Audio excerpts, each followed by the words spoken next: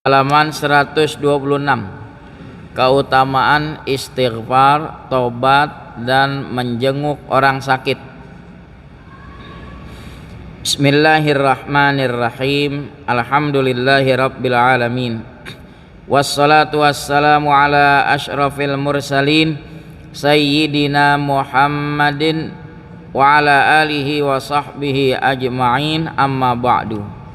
Fa inna asdaqal hadits kitabullahi ta'ala wa khairal hadyi hadyu Muhammadin sallallahu alaihi wasallam wa syarral umuri muhdatsatuha wa kullu muhdatsatin bid'ah wa kullu bid'atin dhalalah wa kullu dhalalatin finnar. Qala Syekhul Muhaddits rahimahullahu ta'ala wa adaman naf'a bihi wa bi barakati ulumihi wa bikum fid daraini amin. Radhiyallahu ankum. Qala radhiyallahu an.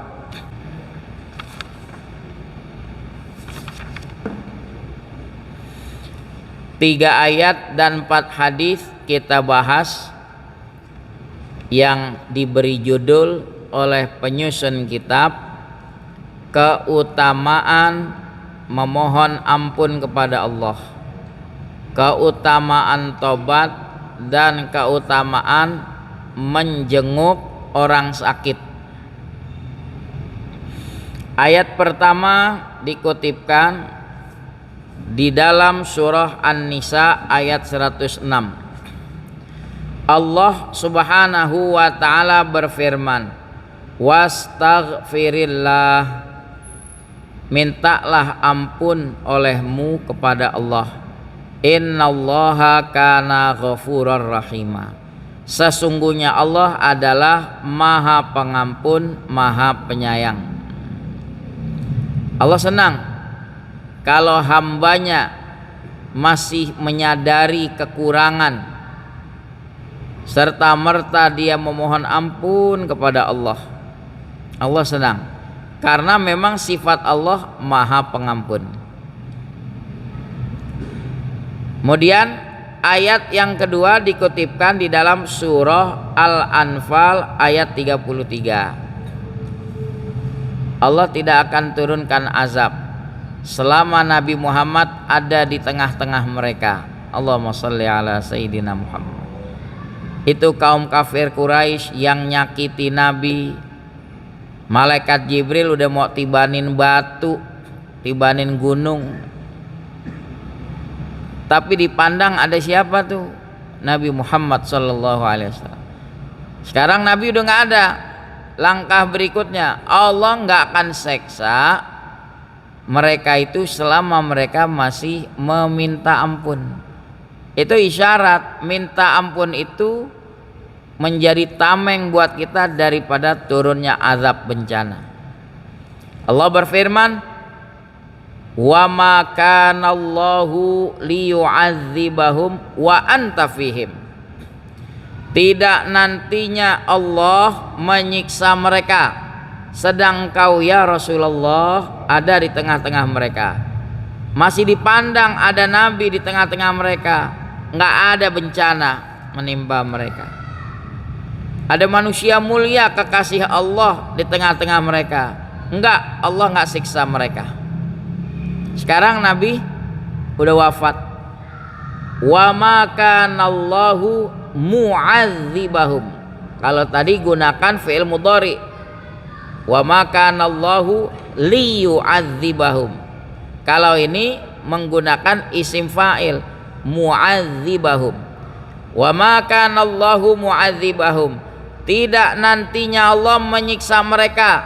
Wahum yastaghfiru, sedang mereka masih senantiasa memohon ampun. Banyak-banyak istighfar. Mudah-mudahan kita terhindar dari bala bencana. Banyak-banyak istighfar. Lafaz yang paling afdal tentu yang dikenal sayyidul istighfar. Adapun sekurang-kurangnya Rabbighfirli, itu udah paling kurang. Atau astaghfirullah, itu sekurang-kurangnya. mau gunakan lafaz astaghfirullahaladzim li wali walidayya, silahkan. Atau sayyidul istighfar, Allahumma anta rabbi la ilaha illa anta khalaqtani wa ana abduka wa ana ala ahdika wa wa'dika mastata'tu a'udzubika min syarri ma sana'tu abu'u laka bi ni'matika alayya wa abu'u bi dzambi faghfirli fa innahu la yaghfiru dzunuba illa anta. Salat perbuatan baik. Walaupun salat perbuatan baik, begitu salam usap muka yang diucapkan apa? Astaghfirullah. Lah kalau salat perbuatan baik masih enggak sunyi dari lintasan hati yang enggak baik, kita istighfar. Bagaimana di luar salat? Lebih banyak yang baiknya apa tidaknya? Lebih ditekankan lagi istighfar.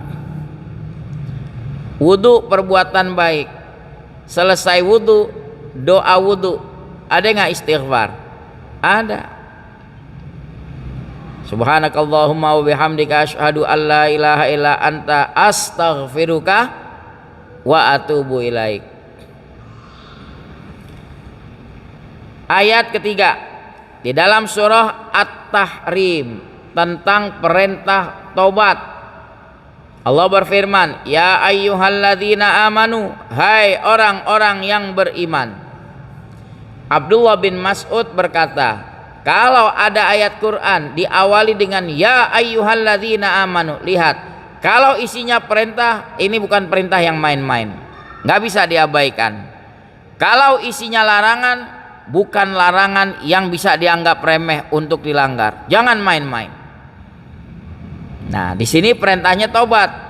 Wahai orang-orang yang beriman, tubu ilallahi taubatan nasuha. Taubatlah kamu kepada Allah dengan taubat yang murni, betul-betul taubat.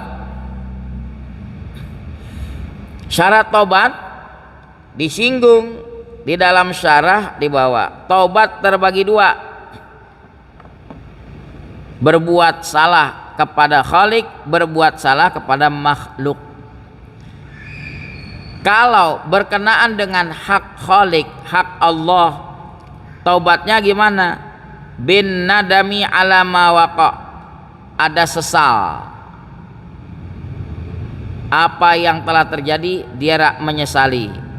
Yang kedua, wal azmu ala adamil audi, bertekad untuk tidak mau kembali lagi melakukan hal tersebut.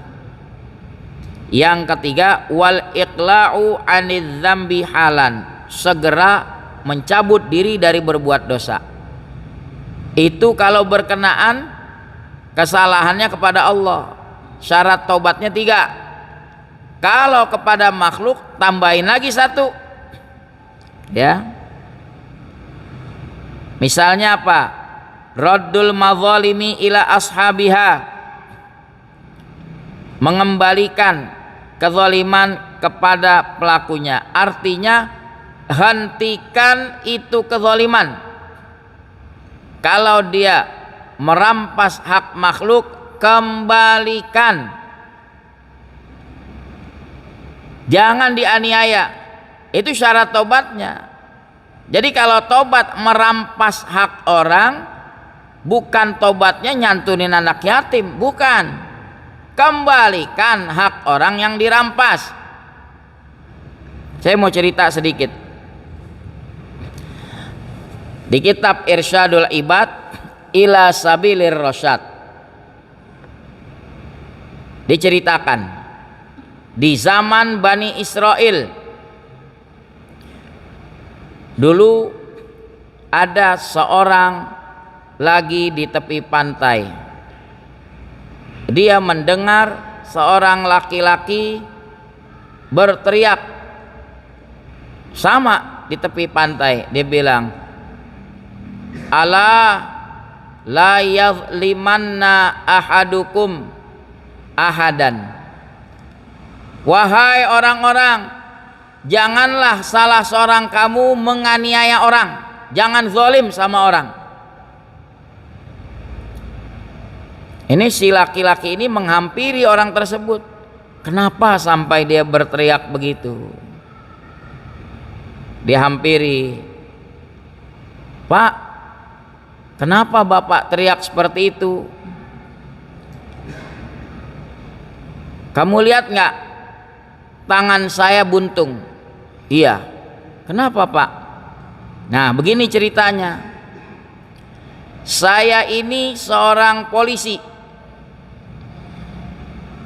Ya silahkan lihat di kitab, kuntu rojulan syurtian, begitu. Ntar dianggap ngarang lagi. Ketika itu di tempat ini saya tengah berjalan, ada seorang nelayan mancing. Saya tertarik dengan ikannya. Saya hampiri, Pak, bagi dong ikannya. Ya si nelayan nolak, mau capek-capek mancing, mentang-mentang orang berpangkat main minta aja, nggak bisa. Lalu dia bilang, ya udah saya bayarin. Nelayan itu masih menolak, nggak bisa. Nelayan punya hak mau menjual, tidak menjual, hak dia. Sewot itu polisi, dia keluarin cambuknya, dia pecut kepala si nelayan tadi, lalu dirampas ikan itu. Zalim gak tuh? Nah, terusin jangan nih.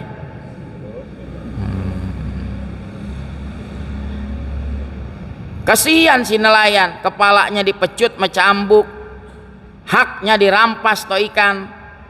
Nah, jadi yang cerita si pelaku itu sendiri. Saya rampas ikan, saya tenteng tuh ikan yang masih hidup. Tiba-tiba ikan itu menggigit jempol tangan saya. Ikan kagak demen sama aparat yang zalim. Digigit, dia kebingungan. Dia betot, kenceng banget gigitannya. Pulang ke rumah, minta tolong sama keluarganya, tolong cabut. Dicabut dengan usaha yang keras. Akhirnya terlepas. Namun ada gigi ikan yang sudah menancap di jempol tangannya. Malam hari meriang, cantengan, gak bisa tidur. Besokan dia ke tabib. Tabib langsung lihat, ini bekas gigitan nih. Iya Pak, kalau saya lihat ini racunnya mulai menjalar, harus segera diamputasi jempol Anda. Harus begitu Pak? Iya, kalau enggak menjalar. Dia takut menjalar, diamputasi, buntungin. Zaman dulu mana ada bius, buntungin. Nah, pulang deh, dia tenang, udah hilang deh tuh. Ternyata malam hari makin ngebet, nggak bisa tidur juga. Keesokan hari balik lagi ke tabib. Pak, kok bukan hilang, jempolnya udah hilang, rasa ngebetnya menjalar. Kata tabib, wah ini udah makin menjalar, potong pergelangan tanganmu. Potong, udah 2 kali. Buntung deh tuh. Pulang ke rumah, malam hari makin gak bisa tidur, ngebet. Balik lagi ke tabib besokannya, Pak, gak bisa tidur saya. Kata tabib, ini udah menjalar, potong sampai siku. Udah berapa tuh? 3. Pulang, udah tinggal lengannya aja. Gak bisa tidur di malam hari, makin merembet. Balik lagi ke tabib. Kata tabib, ini daripada menjalar ke seluruh tubuhmu sampai lengan, keteak, potong. Tetangga, orang-orang, keluarganya pada heran. Pak polisi, ini penyakit apa kok sampai 4 kali diamputasi? Memangnya kenapa? Dia bilang, emang salah saya sih. Emang kenapa? Ada nelayan lagi mancing, saya minta ikannya, dia nolak. Saya mau bayarin, dia kagak mau. Sewot saya pecut palanya, saya rampas ikannya. Kata orang-orang, bapak salah sih, mentang-mentang berkuasa semau-maunya main rampas hak orang. Kasihan itu rakyat kecil, Pak. Cari itu orang, bapak minta redho. Nah, ini masalah taubat nih, merampas hak orang. Bapak minta redho, cari, nanti bisa menjalar ke seluruh tubuh bapak. Cari sono kemari, selidik punya selidik, ketemu langsung. Dia bersimpuh di kaki nelayan itu, diciumin. Pak maafin ya Pak ya, maafin. Si nelayan udah lupa. Bapak siapa ini mencium-cium kaki saya? Bapak inget gak dulu waktu mancing ikan di pantai, saya rampas, saya minta bapak nggak kasih, saya mau bayarin bapak nggak kasih, saya pecut kepala bapak. Dia baru ingat, oh bapak yang pecut saya dulu. Iya, kalau itu ingat kenapa? Pitaknya masih kelihatan tuh. Di kitab nggak ngomong pitak, saya yang nambahin. Memang kenapa? Bapak nggak lihat tangan saya buntung? Kenapa? Jadi waktu saya rampas ikan bapak, atau ikan nyaplok jempol tangan saya, dicabut begitu sulit. Ternyata beracun gigitannya. Jempol saya amputasi, menjalar ke pergelangan saya amputasi, ke siku saya amputasi sampai ke lengan. Maafin ya Pak ya, kalau kemarin saya piting bapak, bukan piting, pecut ya. Kalau dulu bukan piting, pecut. Maafin ya Pak ya. Lihat kalau orang awam, rakyat kecil, dia bilang apa? Sebelum bapak minta maaf, saya udah maafkan. Subhanallah. Bersih tulus hati orang kecil. Padahal haknya dirampas, dia masih mau memaafkan. Lalu si pensiunan polisi tadi bertanya, Pak, waktu saya pecut bapak sempat doa gak sama saya? Iya. Saya bilang, ya Allah, engkau yang maha kuasa, maha gagah, tunjukkan kekuasaanmu kepada orang yang arogan sewenang-wenang ini. Saya cuma ngomong begitu. Kata si polisi, doa bapak mustajab. Inilah yang bapak katakan, ini saya rasakan sendiri. Maka saya datang ke sini minta maaf ya Pak ya, minta maaf. Berapa duit dulu ikan yang saya rampas, saya gantiin. Lihat tuh, kalau mau tobat merampas hak orang nggak bisa cukup istighfar, samperin orangnya, ya. Dirangkul apa dipiting? Dirangkul, minta maaf, ya. Udah sampai situ aja ceritanya. Itu demen banget kalau cerita. Ya. Silahkan lihat di kitabnya, bukan saya buat-buat. Paham nggak ceritanya tuh? Ya udah sampai situ. Mari hadisnya. Wa an Abi Hurairah radhiyallahu anhu qala. Dari Abi Hurairah radhiyallahu anhu berkata, sami'tu Rasulullah sallallahu alaihi wasallam yaqul. Aku mendengar Rasulullah sallallahu alaihi wasallam bersabda, wallahi, demi Allah, inni la astaghfirullah, sesungguhnya aku betul-betul mohon ampun kepada Allah, wa atubu ilaih, aku bertobat kepada Allah, fil yaumi, dalam sehari, aktsara min sab'ina marratan, lebih dari 70 kali. Hadis riwayat Bukhari.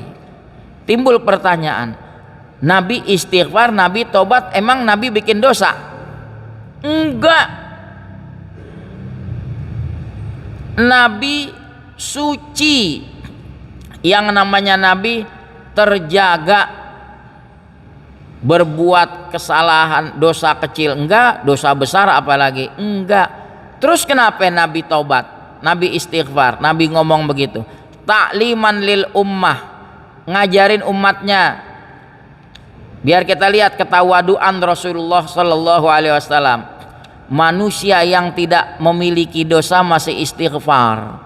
Harusnya manusia kita nih yang berlumuran dosa lebih utama lagi, harus lebih banyak lagi istighfar. Ya.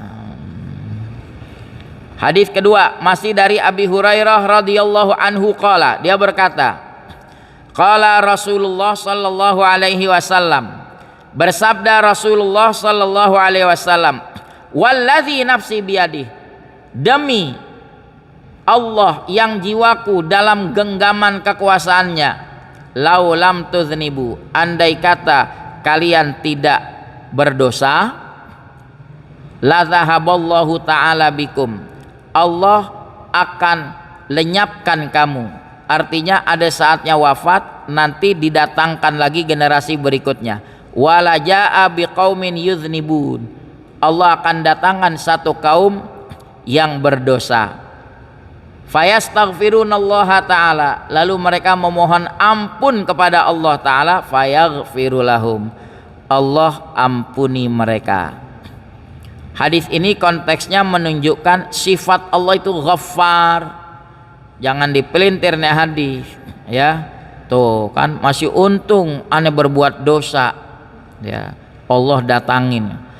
Ya jangan dipelintir begitu, bukan artinya disuruh berbuat dosa. Ini lagi menerangkan betapa keutamaan sifat Allah Maha Pengampun bagi orang-orang yang mengajukan ampunan kepadanya. Hadis riwayat Muslim dan Ahmad. Hadis ketiga, wa an Anas bin Malik radhiyallahu anhu qala, dari Anas bin Malik radhiyallahu anhu berkata, qala Rasulullah sallallahu alaihi wasallam, bersabda Rasulullah sallallahu alaihi wasallam, laullahu afrahu bi taubati abdihi, laullah, sungguh Allah lebih gembira dengan taubat hambanya. Dari apa Allah lebih girang? Min ahadikum, daripada salah seorang kamu, saqata ala ba'irihi, yang jatuh di atas ontaknya, waqad adallahu bi ardi falatin, padahal ontaknya telah menyesatkan dia di tanah lapang yang terbuka. Ya. Dia nyariin kemana nih ontak nyasar, ya. Sampai dia terpisah dari ontaknya, ketemu girangnya, minta ampun, alhamdulillah ketemu juga tuh ontak. Allah lebih girang terhadap hambanya yang bertobat. Allah lebih girang lagi. Hadis keempat, wa anil Bara ibni Azib radhiyallahu anhu qala, dari Bara bin Azib radhiyallahu anhu berkata, amarona Rasulullah sallallahu alaihi wasallam, memerintahkan kami oleh Rasulullah sallallahu alaihi wasallam, bi iyadatil marid, menjenguk orang sakit. Tengokin, kalau ada saudara kita, jamaah kita sakit, tengokin. Nanti adab-adabnya ada. Yang menengok doakan, yang menengok juga minta doa kepada yang sakit. Kenapa? Dia lagi dibersihkan dosanya. Boleh jadi dia yang lagi dibersihkan lebih mustajab. Nah, yang sakit minta didoain sama yang berkunjung juga minta doa. Setelah dia mendoakan yang sakit, dia minta doa juga. Jangan membawa berita yang menakutkan. Ente sakit apa sih? Jantung. Ya tetangga kemarin dipukulin beduk. Jangan menakutkan begitu. Ya, gedein hatinya. Masya Allah. Insya Allah ente nih jasmaninya, fisiknya kuat. Mudah-mudahan Allah kasih kesembuhan. Begitu. Itu bicara yang sakit. Keluarganya yang nungguin orang sakit, kadang-kadang kita jarang perhatiin. Dia udah nungguin orang sakit ya. Makannya kadang-kadang gak kepikiran. Yang sakit sembuh, yang nungguin ambruk. Orang sakit dibawain apel, dibawain jeruk sankis, tahu sakitnya asam lambung. Yang makanin siapa? Yang nungguin. Gak ada yang bawain nasi padang, kagak. Nah yang sakit sembuh asam lambungnya, yang nungguin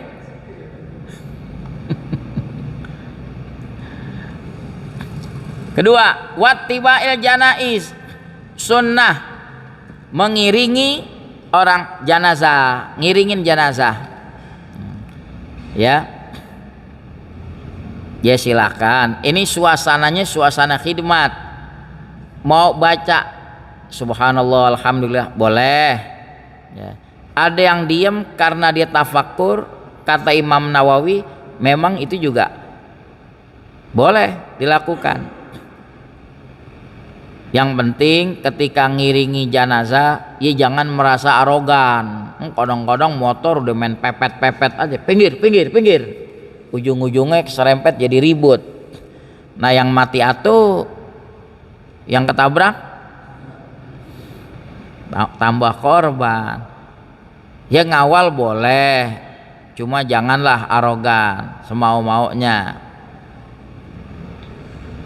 Al-Fakir nyaksiin langsung sekali-kalinya tuh motor, rombongan motor lewat tol nganterin Sayyidil Walid Habib Abdurrahman Segaf. Itu masuknya dari pintu masuk tol Pancoran. Itu mobil Masya Allah penuhnya. Kemudian motor masuk. Di tengah jalan Al-Fakir melihat tersenggol tuh motor, terpelanting, terguling-guling. Dia bangun lagi nggak apa-apa. Itu karomahnya Sayyidil Walid. Ya.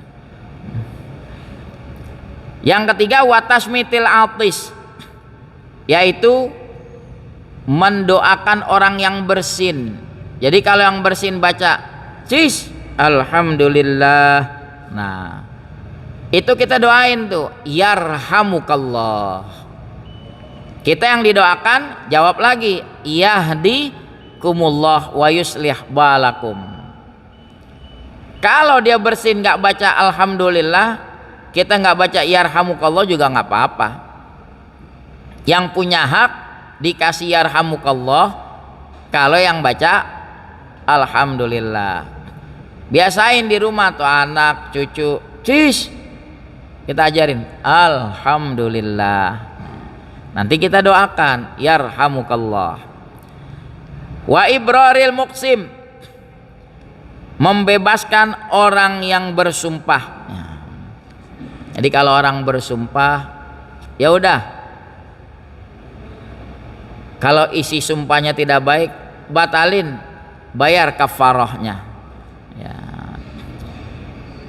Pernah Sayyidina Abu Bakar bersumpah. Jadi salah satu yang ikut nge-share, sebarkan berita hoax Siti Aisyah selingkuh, Mistoh. Padahal Mistoh ini orang miskin, kehidupannya disubsidi oleh Sayyidina Abu Bakar. Begitu turun surah An-Nur menerangkan Siti Aisyah bebas dari tuduhan. Ini kan yang awal menyebarkan orang-orang munafik, cuma sebagian muslim ke bawah ikut nge-share kalau sekarang. Abu Bakar begitu tahu, kan Aisyah anaknya, toh lu nggak punya pikiran, lo tiap bulan gue bantu, gue subsidi, anak gue lo ikut-ikutan tuduh gak bersalah. Wallahi ane stop subsidi main deh. Turun ayat mengingatkan, jangan bersumpah untuk menghentikan perbuatan baik.